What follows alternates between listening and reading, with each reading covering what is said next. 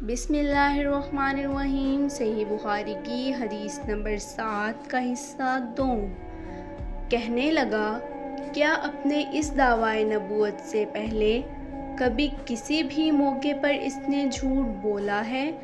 میں نے کہا نہیں، اور اب ہماری اس سے صلح کی ایک مقررہ مدت ٹھہری ہوئی ہے، معلوم نہیں وہ اس میں کیا کرنے والا ہے۔ ابو سفیان کہتے ہیں، میں اس بات کے سوا اور کوئی جھوٹ اس گفتگو میں شامل نہ کر سکا۔ ہرقل نے کہا، کیا تمہاری اس سے کبھی لڑائی بھی ہوتی ہے؟ ہم نے کہا ہاں۔ بولا، پھر تمہاری اور اس کی جنگ کا کیا حال ہوتا ہے؟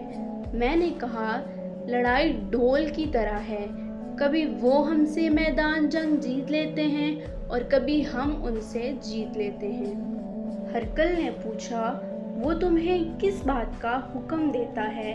میں نے کہا، وہ کہتا ہے کہ صرف ایک اللہ ہی کی عبادت کرو، اس کا کسی کو شریک نہ بناؤ، اور اپنے باپ دادا کی شرک کی باتیں چھوڑ دو، اور ہمیں نماز پڑھنے، سچ بولنے، پرہیزگاری اور صلہ رحمی کا حکم دیتا ہے۔ یہ سب سن کر پھر ہرقل نے اپنے ترجمان سے کہا کہ ابو سفیان سے کہہ دے کہ میں نے تم سے اس کا نسب پوچھا تو تم نے کہا کہ وہ ہم میں عالی نسب ہے، اور پیغمبر اپنی قوم میں عالی نسب ہی بھیجے جایا کرتے ہیں، اور میں نے تم سے پوچھا کہ اس بات کے کہنے یعنی پیغمبری کا دعویٰ کرنے سے پہلے تم نے کبھی اس کو دروغ گوئی کا الزام لگایا ہے؟ تم نے کہا کہ نہیں۔ تو میں نے سمجھ لیا کہ جو شخص آدمیوں کے ساتھ دروغ گوئی سے بچے، وہ اللہ کے بارے میں کیسے جھوٹی بات کہہ سکتا ہے۔ اور میں نے تم سے پوچھا کہ بڑے لوگ اس کے پیرو ہوتے ہیں یا کمزور آدمی؟ تم نے کہا، کمزوروں نے اس کی اتباع کی ہے، تو دراصل یہی لوگ پیغمبروں کے متبعین ہوتے ہیں۔ اور میں نے تم سے پوچھا کہ اس کے ساتھی بڑھ رہے ہیں یا کم ہو رہے ہیں؟ تم نے کہا کہ وہ بڑھ رہے ہیں، اور ایمان کی کیفیت یہی ہوتی ہے، حتیٰ کہ وہ کامل ہو جاتا ہے۔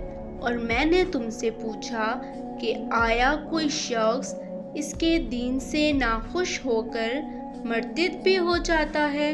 تم نے کہا نہیں۔ تو ایمان کی حیثیت بھی یہی ہے، جن کے دلوں میں اس کی مسرت رچ بس جائے وہ اسے لوٹا نہیں کرتے۔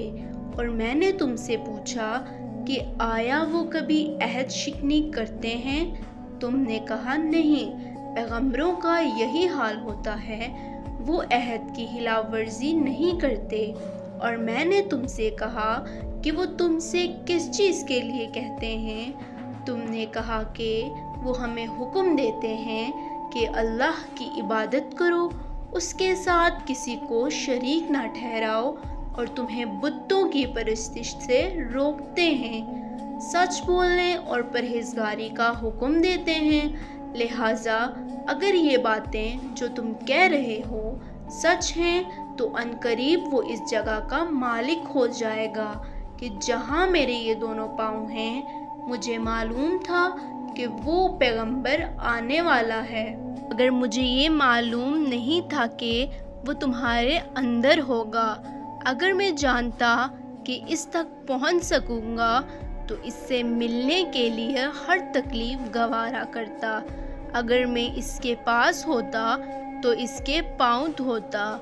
ہرقل نے رسول اللہ صلی اللہ علیہ وآلہ وسلم کا وہ خط منگوایا جو آپ نے وقیہ کلبی رضی اللہ تعالیٰ عنہ کے ذریعے حاکم بصری کے پاس بھیجا تھا، اور اس نے وہ ہرقل کے پاس بھیج دیا تھا۔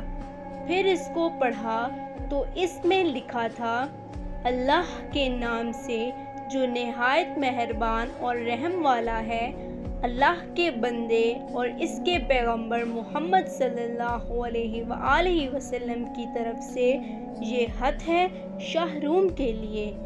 اس شخص پر سلام ہو جو ہدایت کی پیروی کرے۔ اس کے بعد میں آپ کے سامنے دعوت اسلام پیش کرتا ہوں۔ اگر آپ اسلام لے آئیں گے تو دین و دنیا میں سلامتی نصیب ہوگی، اللہ آپ کو دوہرا ثواب دے گا، اور اگر آپ میری دعوت سے روگردانی کریں گے تو آپ کی رعایا کا گناہ بھی آپ ہی پر ہوگا۔ اور اے اہل کتاب، ایک ایسی بات پر آ جاؤ جو ہمارے اور تمہارے درمیان یکساں ہے۔